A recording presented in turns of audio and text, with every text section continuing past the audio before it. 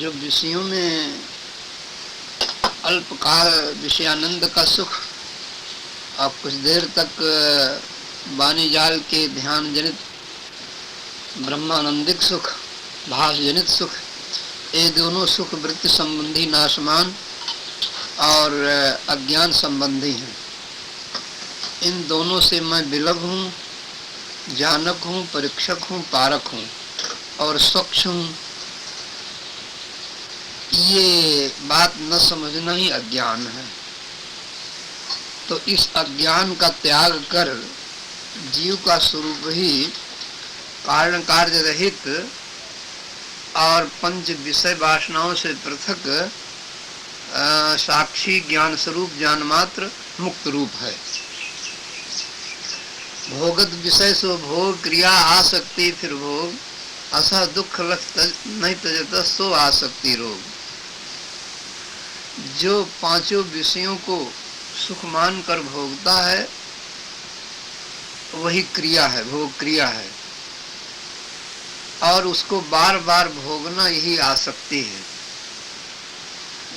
इनमें जीव को सहन रहित परिणाम में दुख प्राप्त होता है। ऐसा न समझकर उल्टे उसी में सुख मानकर जो प्रवृत्त होता जाता है और छोड़ता नहीं है और उसी के लिए तन मन धन निछावर करता है, इसका नाम आसक्ति है। यही रोग है, यही जन्म मरण का कारण है। जो पंच विषय रूप प्राणी पदार्थ जो दृश्य हैं उनमें जो मोह ममता और अभिमान है, यही आसक्ति, यही जन्म मरण का कारण है।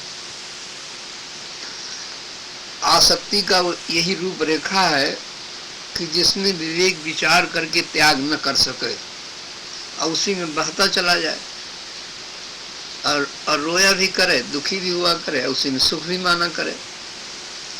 याद हो तो अध्यास ही सन्मुख फिर सोए। जो भाव रूप वासनाएं याद होती हैं उनका नाम अध्यास है। अध्यास इसलिए है कि चेतन की कल्पना मात्र होने से और जड़ के आधार में दोनों के संबंध में फोटोवत कल्पना मात्र होने के कारण उसका नाम अध्यास है। जो देखा सुना भोगा हुआ फोटोवत संस्कार मान मान के बना लिया गया है, उसी का नाम अध्यास है। वह फिर सामने उदय होकर जीव को सुखभास करा करके चिंतामग्न किया करती है। यह जीव परिश्रम रहित, कामना रहित, सदा स्वतंत्र और मुक्त रूप है, परंतु यही अध्यास ही जीव को रात दिन चिंताक्रांत करती है। यह अध्यास जगत और ब्रह्म और अनेक प्रकार के कर्ता, भूत, प्रेत और नारी आदि विषय आदमी आसक्त करके चिंतित करती रहती है। यह अध्यास ही कारण है इसमें। तो बिन विवेक जो करे दिल बहलावन काज। जो मनोरंजन के लिए सुख मानकर देखा सुना भोगा जाए, क्रिया की जाए विवेक रहित, उसका नाम आदत है। वही बंधन का मुख्य कारण है। यह संधि न जानकर, संधि कहते हैं भेद, निर्णय, बोध, इसको न जानकर कि बंधन का कारण विजाती आदत ही है। यह आदत की सामग्री नहीं, इसी से आदत बनती है। जो मनोरंजन हंसी हंसी मनुष्य धूम्रपान करने लगता है, कहीं नाच खेल देखने लगता है, कहीं अंगों को हिलाने लगता है, कहीं मन में अनेक कल्पना करने लगता है, इसी से आदत बन जाती है। जहाँ एक क्षण वृत्ति टिकी और उसी में आधार मान लिया गया और बार बार उसी तरह होते करते वही आदत बन जाती है। तब मनुष्य उस आदत को मैं मेरी करके अहंकार करके एकता कर लेता है। दुख पाते हुए भी उस आदत को सत्य समझ लेता है। जैसे धूम्रपान वाला मनुष्य धीरे धीरे वह कहता है कि अगर हमारा सिगरेट या गांजा छूट जाए तो मैं मर जाऊंगा, और चाहे भोजन न मिले मिले। तो अब ये आदत है, ये भ्रम अज्ञानता है, जिसके बिना सदा रह लेता है मनुष्य, उसको आदत पड़ जाने पर अब वो भ्रम से कहता है कि इसके बिना मैं रह ही न पाऊंगा। यह उसकी अज्ञानता है। भूल जात जहाँ लक्ष्य हो, सुख का स्वरूप सुनिए।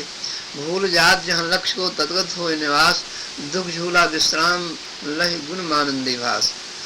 जो जागृत अवस्था में लक्ष्य चला करता है, सुरत वृत्ति जहाँ तहाँ भटकता रहता है, वह सुरत वृत्ति भटकती रहती है, तो उसको निवारण करने के लिए मनुष्य हमेशा प्रयत्नवान रहता है।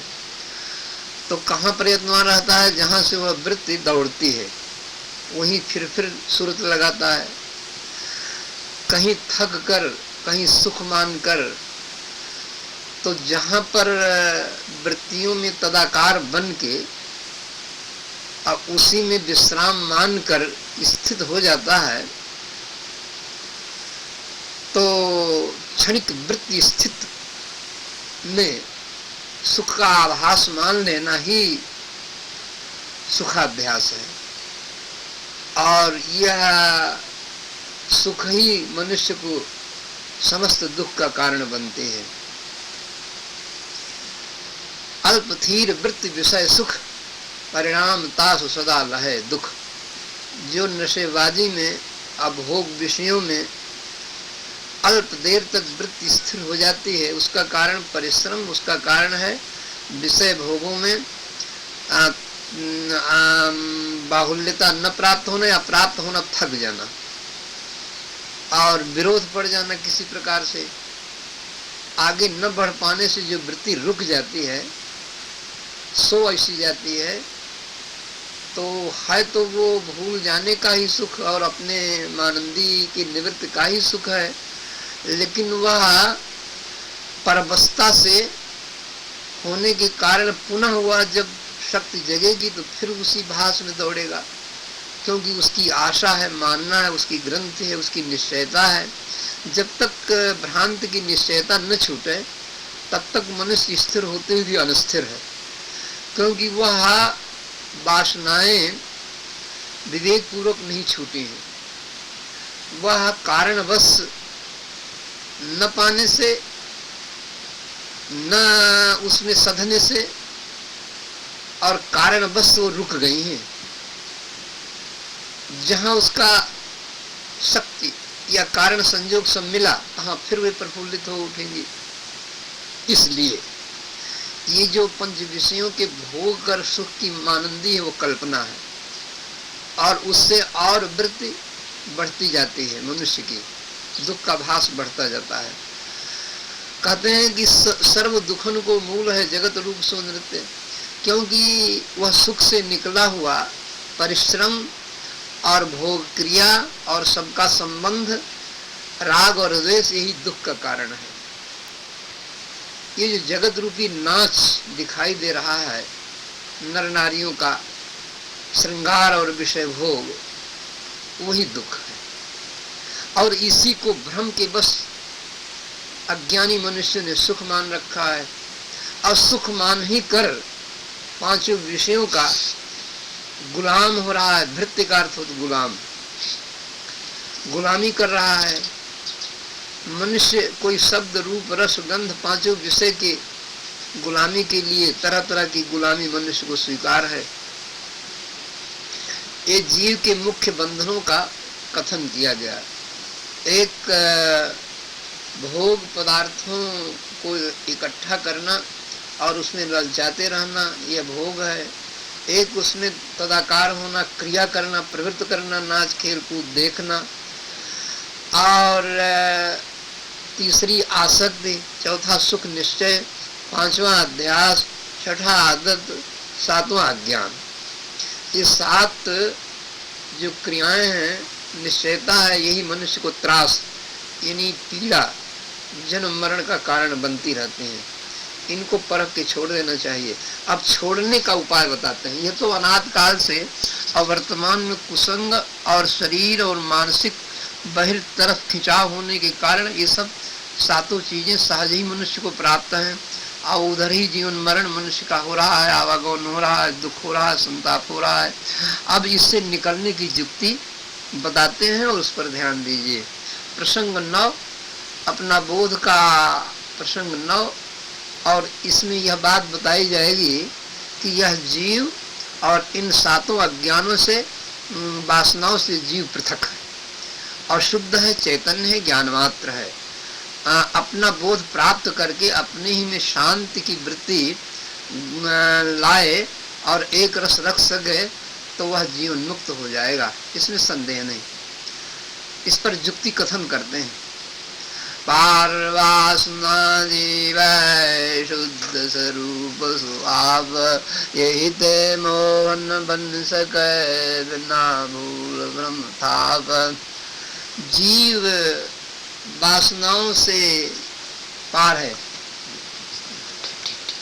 जीव वासनाओं से पृथक है, अपने आप है, इसलिए उसमें स्वाभाविक आकर्षण नहीं है। मन और इंद्रियों के और वासनाओं के आगमन के कारण से मोह बनता है।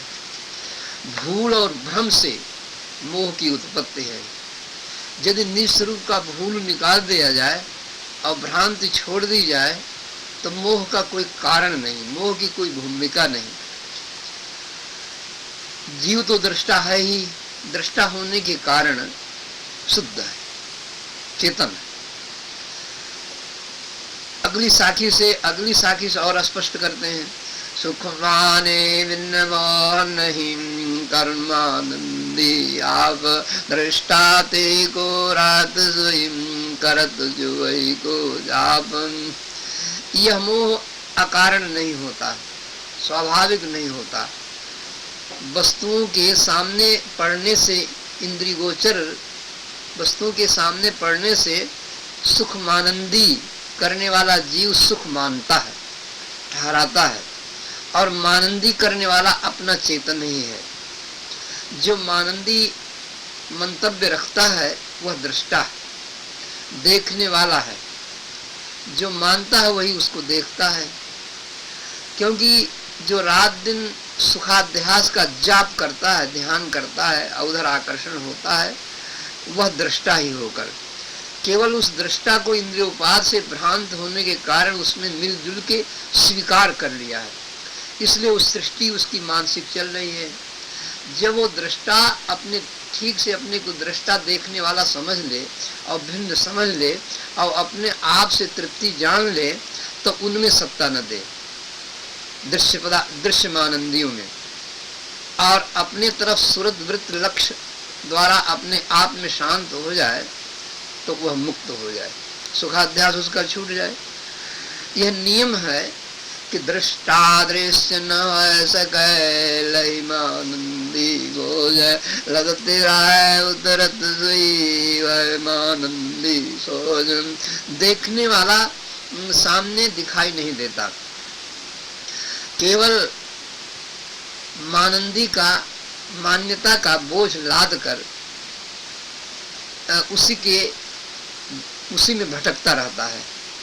वह मान्यता मनोमय सृष्टि इस अंतःकरण रूपी रील में लगी हुई, कभी तो वह मान्यता मान लेने से, स्वीकार कर लेने से, भास कर लेने से लद जाती है। हाल लाभ सुख दुख उस मान्यता संबंधी मनुष्य को भोगना पड़ता है। अब कभी परख के छोड़ देने से, अस्वीकार कर लेने से, अपना मैं चेतन हूँ, अजर अमर हूँ, इससे भिन्न हूँ, ऐसा समझ लेने से वह मान्यता उतर जाती है। जैसे देवी देवता भूत प्रेत की मान्यता भ्रम बस लद गई और उसे देवी देवता सता रहे हैं, वो खेल कूद रहा है और दुखी हो रहा है, हाय हाय कर रहा है।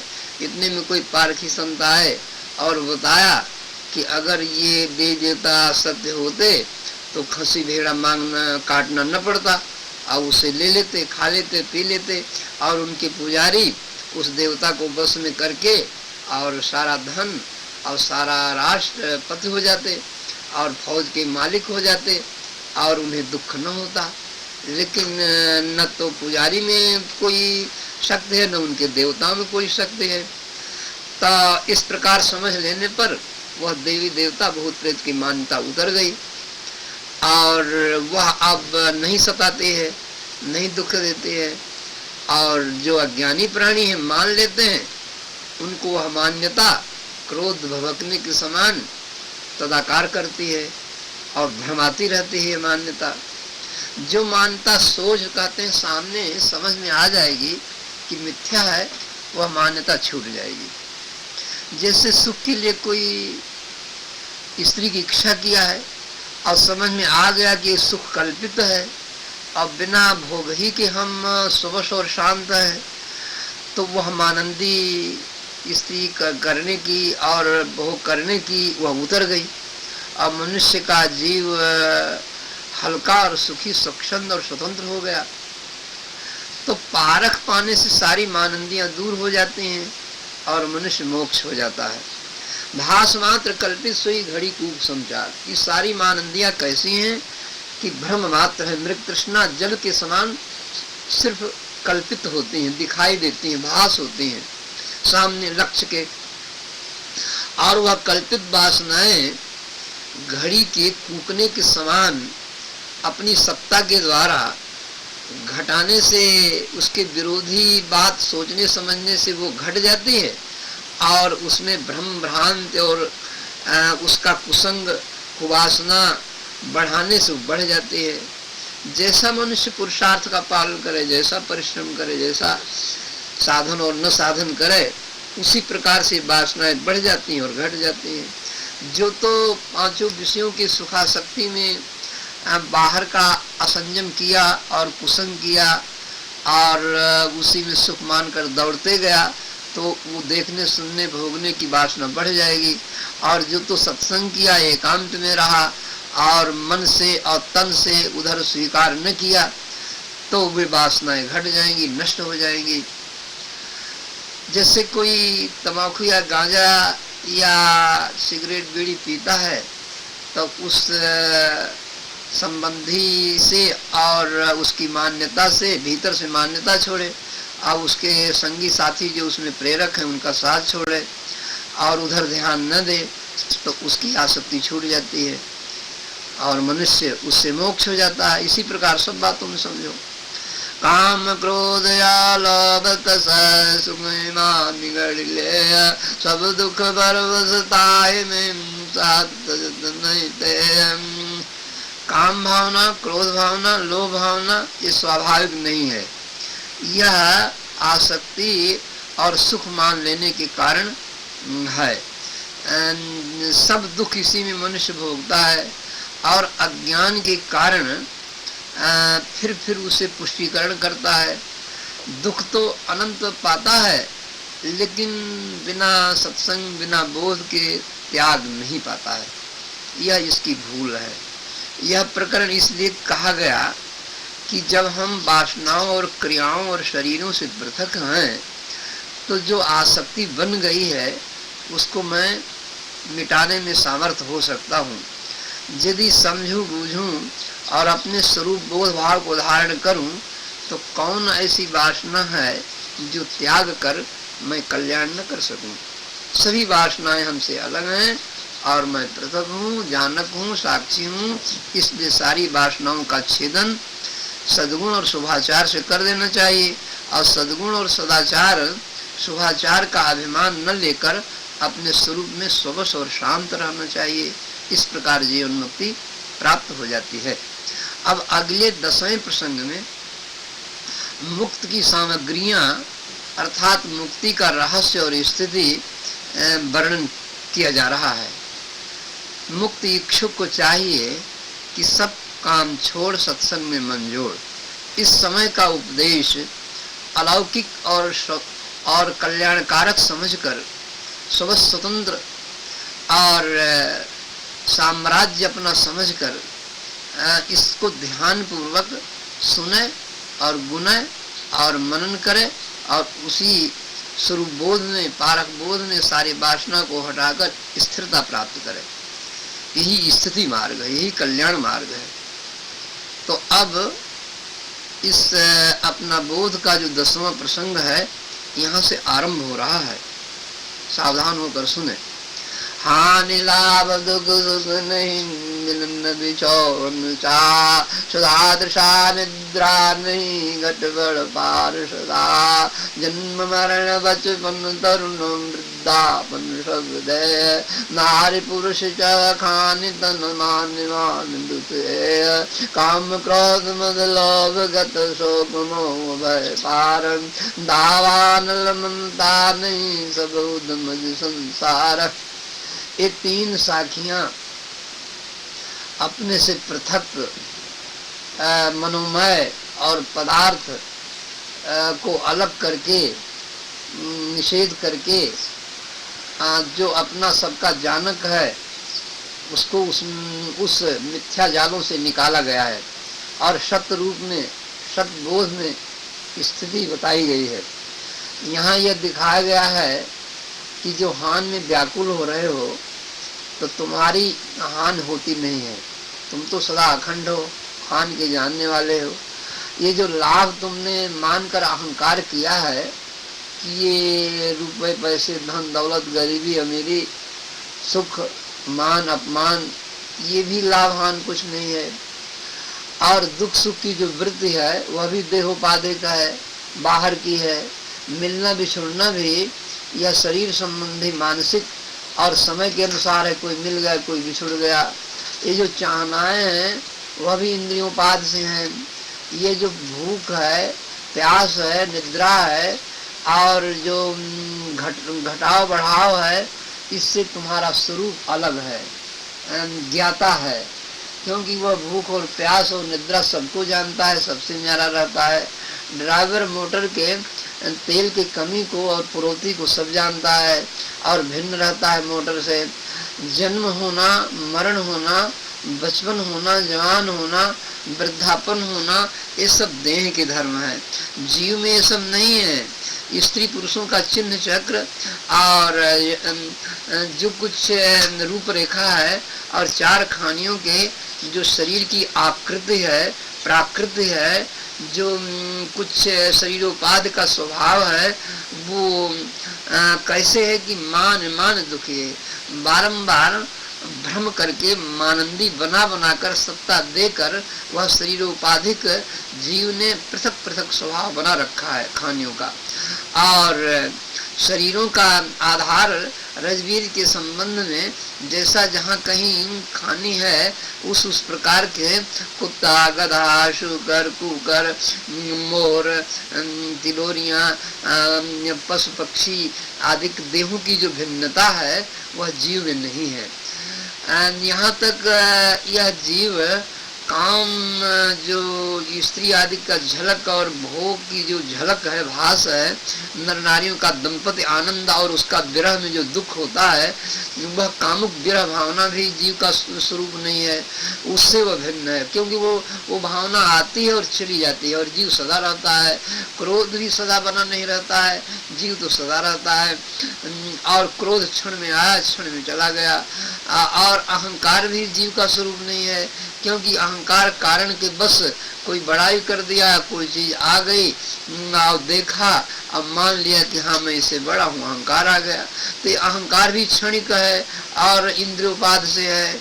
लोभ की प्रवृत्ति भी दुख पाने से, शरीर और अध्यास के कारण से लोभ आता है। यह लोभ भी अपने स्वरूप में नहीं है, इससे भी गत है जीव।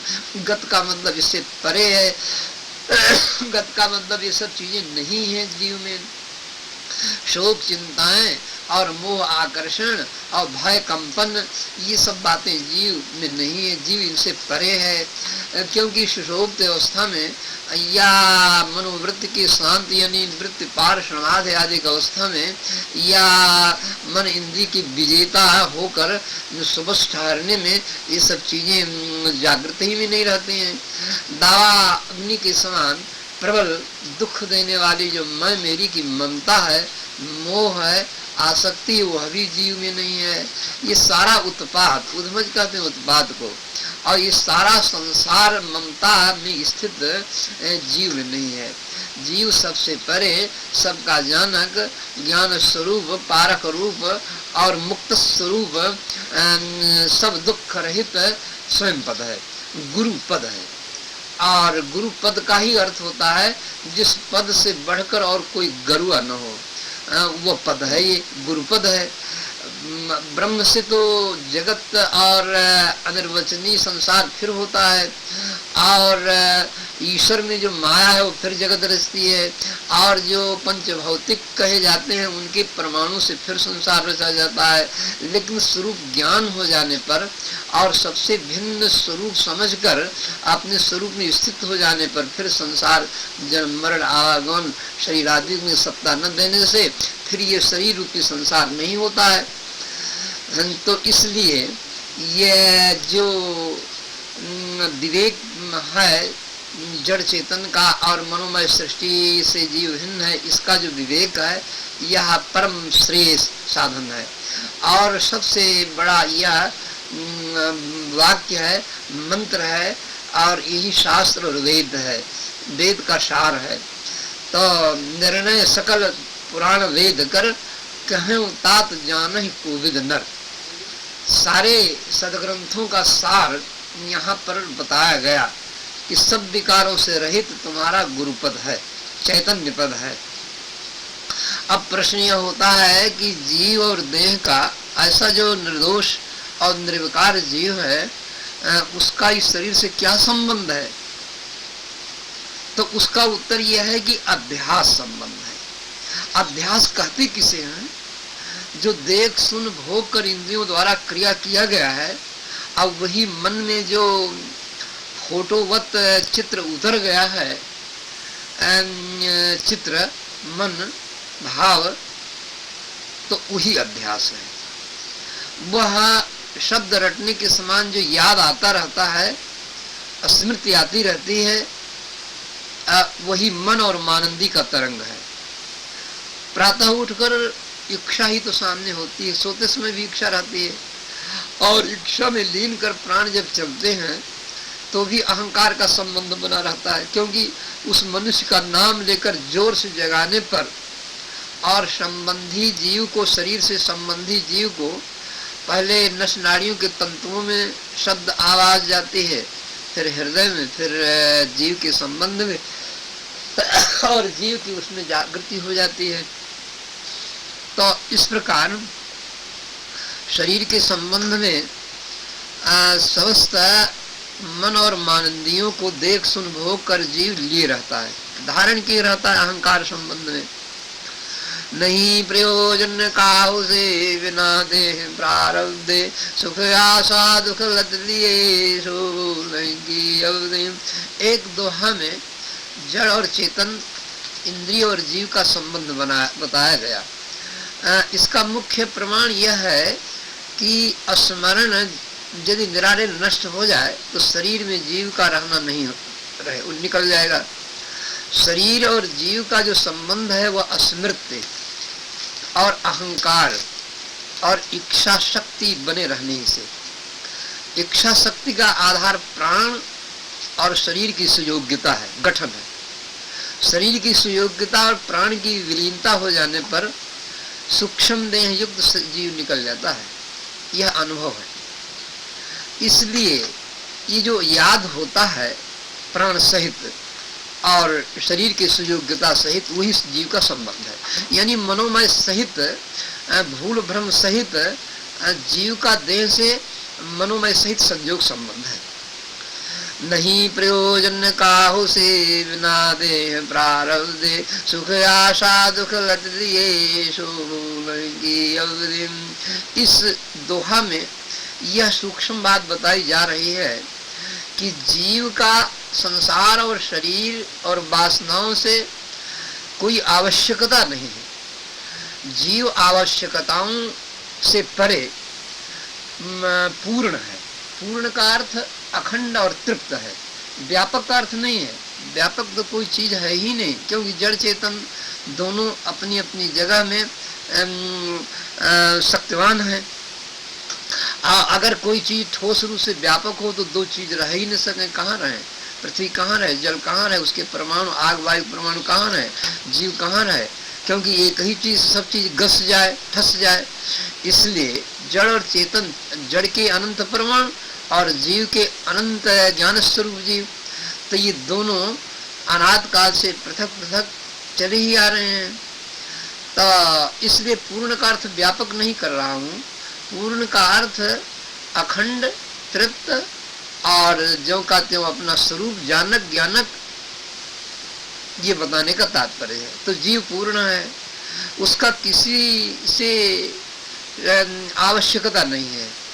केवल प्रारब्ध कहते हैं, कर्म भोग के संबंध में जो रजवीर के द्वारा देह बन गई है और उसकी अवधि आयु रूपी कायम ठन गई है, तो उस प्रारब्ध के उपाधि से ही इच्छा और प्राण और जागृत है।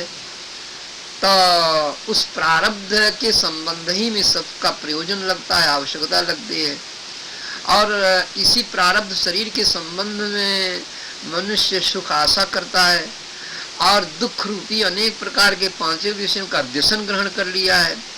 वह व्यसन और सुखाशा, उससे जो दुख होता है, ये सब बातें कब तक हैं? जब तक मनुष्य में भूल, भ्रम, अज्ञान और आसक्ति है। अवधि का अर्थ अवध, अवधि का अर्थ समय। तो समय, किस समय तक ये सुखाशा और दुख व्यसन टिकेगा? जब तक मनुष्य के पास अज्ञान है, अबोध है, आसक्ति है। अबोध अज्ञान आसक्ति को पुष्ट करता है, आसक्ति अबोध अज्ञान को पुष्ट करती है, और अबोध अज्ञान आसक्ति प्राणी पदार्थ के मोह को पुष्ट करते हैं, और उसी में भिनका करता है मुख्य के समान, और उसी में कोल्हू के समान नहा रहता है राग द्वेष कलह कल्पना में। अब वैराग नहीं कर पाता है, विवेक नहीं कर पाता, एकांत नहीं हो पाता है। ये सब सुख आशा का कारण है। ये भूल को जब मिटा सकोगे अज्ञान को सत्संग विवेक के द्वारा, तब ये जो सब अप्रयोजन मालूम होकर सबसे मन अलग हो जाएगा। केवल प्रारब्ध भोग मात्र, रक्षा मात्र रहेगा, और बाकी सब विजाति झुंड के झुंड जो अज्ञान दशा में आवश्यकताएं थी, वो सब नष्ट हो जाएंगी और सहज ही जीव मुक्त हो जाएगा। मुक्त होने में सरलता यह है कि मनुष्य देह कर्म भूमिका है, और इसमें सत्संग की सुयोग्यता है, सदग्रंथ की सुयोग्यता है, और विवेक करने का बुद्धि में बल है। तो सब सुयोग्यता यदि गठा ले, मनुष्य प्राप्त कर ले, तो उसके जीवन मुक्त होने में कोई संदेह नहीं है। क्योंकि जीव तो अजर अमर है ही और भिन्न है ही, केवल शरीरोपाद से भ्रांति बना लिया है। उस भ्रांति को विवेक सुनते ही वो भ्रांति नष्ट हो जाएगी, आप ही नष्ट हो जाएगी। प्रकाश आते ही अंधकार आप ही दूर हो जाता है। किसी चीज की ठीक ठीक ज्ञान होते ही वह चीज में जो अज्ञान करके भ्रांति कल्पित हो, नष्ट हो जाती है। ठूठ में चोर, मूल तृष्णा में जल, सीपी में चांदी, स्वप्न अवस्था का द्रव्य, आहान लाभ, ये सब जागृत होते ही, यथार्थ ज्ञान होते ही भूल नष्ट हो जाते हैं। इसी प्रकार मनुष्य को मैं, मेरा कुटुंब, मेरा संसार, मेरे माता पिता, मेरी जात पात, मेरा संसार, मैं देह, ये सब बातें स्वरूप ज्ञान में स्थित होते ही ये नष्ट हो जाएंगी और प्रारब्ध भोग से नष्ट हो जाएगा। इस प्रकार जीवन मुक्त हो जाएगा। अब अगली साखी में बताते हैं कि ये जो जड़ पदार्थ है, पिंड ब्रह्मांड, ये चेतना शक्ति इनमें नहीं है, और ये न बंध होते हैं न मोक्ष होते हैं। ये केवल जीव के लिए आसक्ति के कारण बंध रूप है, और जीव यदि आसक्ति छोड़कर मोक्ष हो जाए तो इनसे कोई संबंध जीव का न रह जाएगा। इसमें युक्त यह है कि जड़ जड़ एकाभूत है, सब धर्म गुण भिन्न, या ही तो संयुक्त है कारण कार्य चिन्ह। पृथ्वी अचेतन है, जल अचेतन है, आग अचेतन है, वायु अचेतन है, इनके शब्द स्पर्श रूप रसगंध अचेतन है, शीत उष्ण कठिन कोमल धर्म अचेतन है। क्यों अचेतन है? इनमें दुख सुख हान लाभ ज्ञान करने का न मन है और न इंद्रिय है। केवल एक प्रमाण रूप संयोग संबंध वाले, कहीं जल थल बड़े रूप में, अब कहीं सूक्ष्म उड़ते हुए वायु रूप में अनुभूत होते हैं। तो ये जड़ जड़ में तो एक ही है चारों तत्व, और शक्ति, धर्म और गुण इनमें अलग अलग है, इसीलिए उनका एक में मिलीकरण है, संयोगीकरण है, और इसीलिए उनसे अनेक पदार्थ बनते रहते हैं मिल मिल करके। कारण से अनंत कार्य हो होकर और उस पर ठहर कर अंत में नाश होकर कारण में विलीन हो जाते हैं, मिल जाते हैं। जिससे समुद्र से फेना तरंग और बुदबुदा होकर अनंत उसी समुद्र में मिलते रहते हैं। ऐसे पृथ्वी से अनंत बीज, वृक्ष, वनस्पतियाँ और कंकड़ पत्थर और कोयले, पारा और पन्ना, ये सभी हो करके उसी पृथ्वी में फिर मिल जाते हैं। इस प्रकार कारण कार्य हुआ करता है। जड़ जड़ एक आजीव नहीं। अब जो चेतन है, घट में रहने वाला, साक्षी है, बोलने वाला और चुप रहने वाला, जानने वाला, तो वह पृथ्वी, जल, अग्नि, वायु के समान जड़ का एक हिस्सा नहीं है। वह जड़ तत्व का रूप नहीं है, जड़ से उसकी एकता नहीं है। और दृश्य में जो गुण धर्म है, शब्द, स्पर्श, रूप, रसगंध, पांचों इंद्रियों के जो विषय हैं, वह भी जीव नहीं है। क्योंकि जीव देखने में और सुनने में और स्पर्श करने में और गंध लेने में, स्वाद लेने में नहीं आता है, क्योंकि इनका वह जानने वाला है और ग्रहण और त्याग करने वाला है और दृष्टा है। इसलिए न वह तो जड़ की जाती है और न गुण, जड़ में जो गुण धर्म पंच विषय उनका जाती है। यह जीव ज्ञान जाती है। ज्ञान जाति जो इंद्रियों से अगोचर अपने द्वारा अपने आप को प्रत्यक्ष स्वयं रूप से रहता हुआ सत्य है। यह जो दृष्टा है वह दृश्य यानी पिंड ब्रह्मांड और भास अध्यास कल्पना और जितना रूप रंग और जितना निराकार साकार संसार का, इस सब से परे है, सब का जानने वाला है। इसलिए उसका यानी शरीर और जीव की योग्यता यानी संयोग संबंध नहीं है, केवल मनोमय मात्र, भ्रांति मात्र, अज्ञान मात्र संयोग है।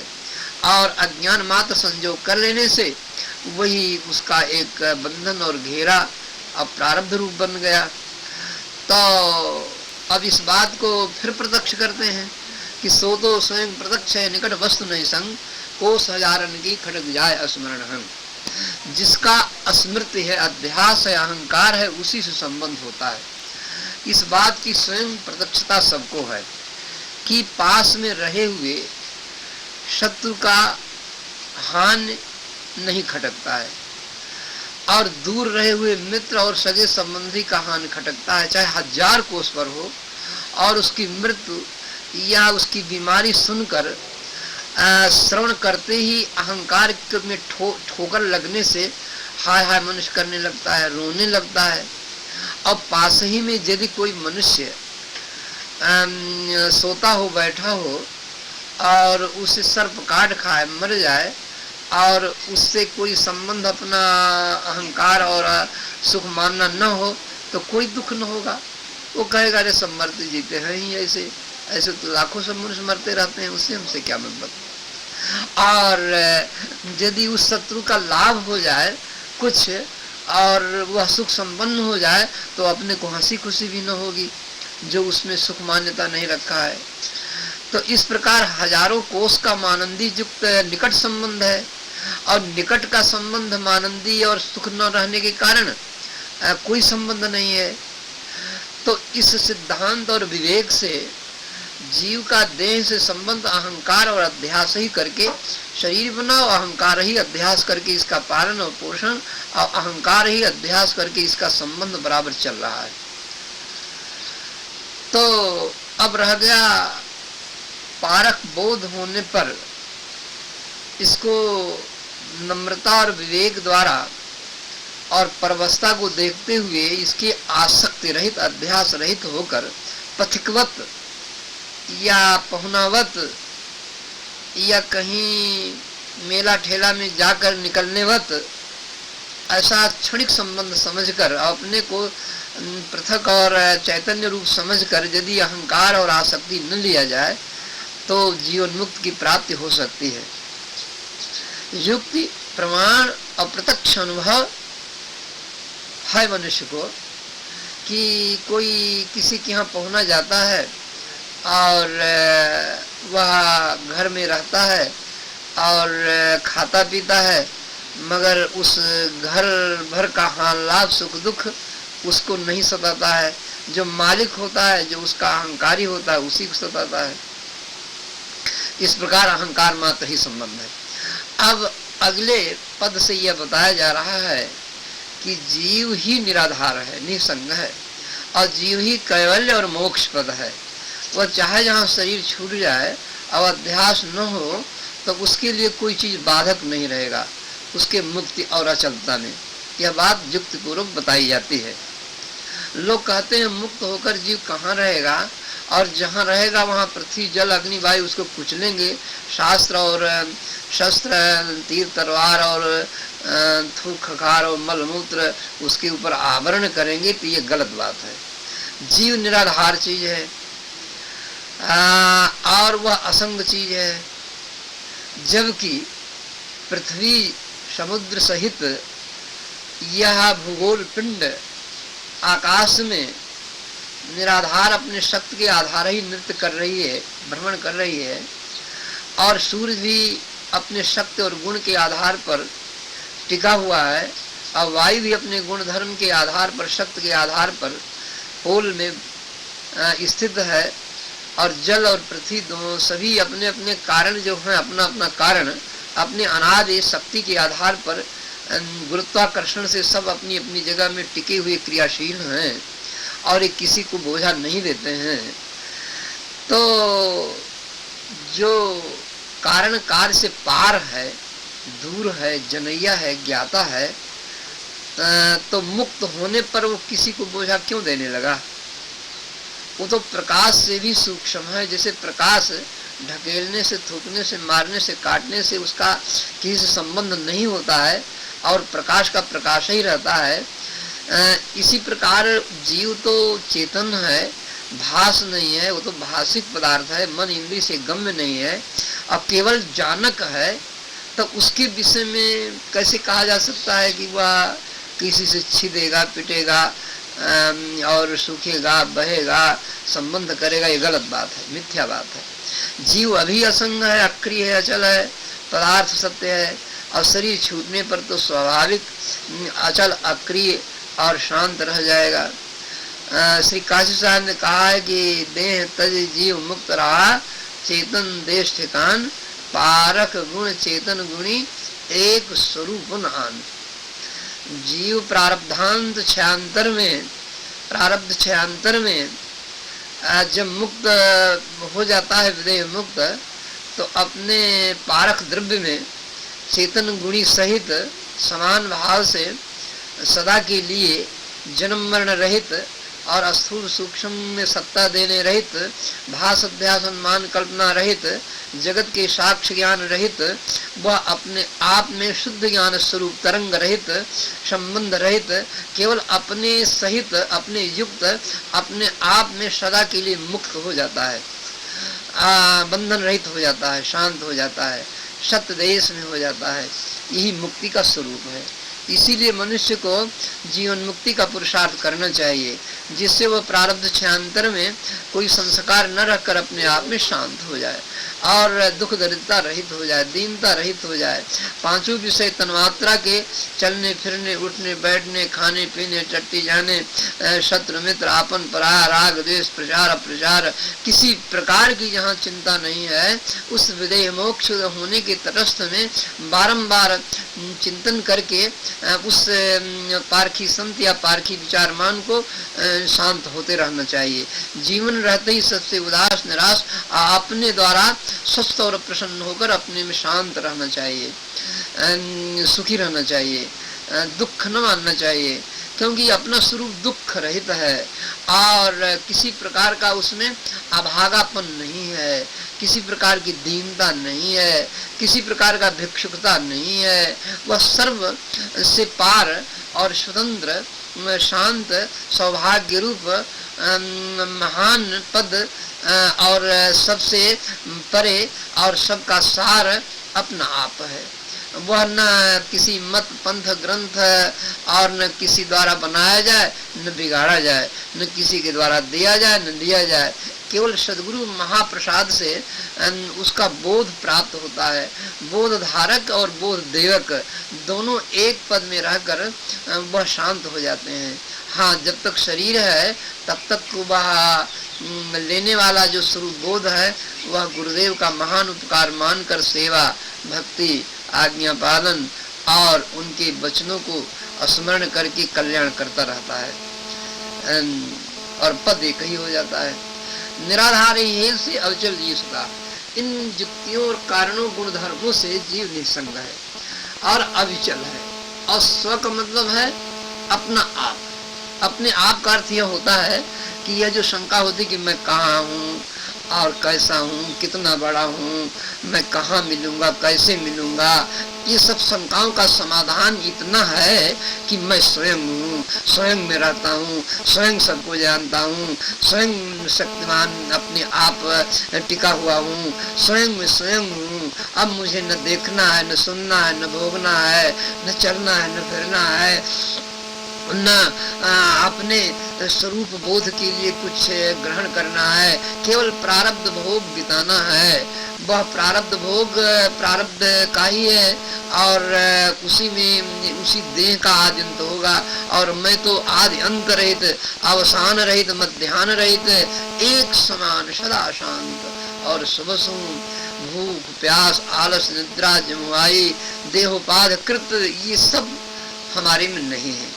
मैं सदा स्वयं प्रकाशी हूँ। और वासना की बस भ्रमता था और सब जगत ब्रह्म और चंचलता और समाधि सब की इच्छा छोड़कर केवल स्वरूप स्थिति में शांत होकर मैं सदा के लिए स्थित हूँ। स्थित का मतलब अचल हूँ और अचलता के लिए कोई चीज लेना नहीं है, अपने आप में शांत हो जाना। तो भूत शक्ति से भूत ठारे त्रय काल स्वयं शक्ति से जीव सब पृथ्वी जल अग्नि वायु अपने अपने गुण धर्म और गुरुत्वाकर्षण धाराकर्षण शक्तियों से अपने अपने देश में ठहरे हुए हैं भूत भविष्य वर्तमान में। इसी प्रकार सबका जानक जो ज्ञानी द्रव्य है, ज्ञान द्रव्य है, उसमें जो चेतनता गुण है, दोनों एक स्वरूप होने के कारण वह अपने स्वरूप में सदा के लिए जब अध्यास छोड़ देता है तो शांत हो जाता है। प्रातः स्मरणीय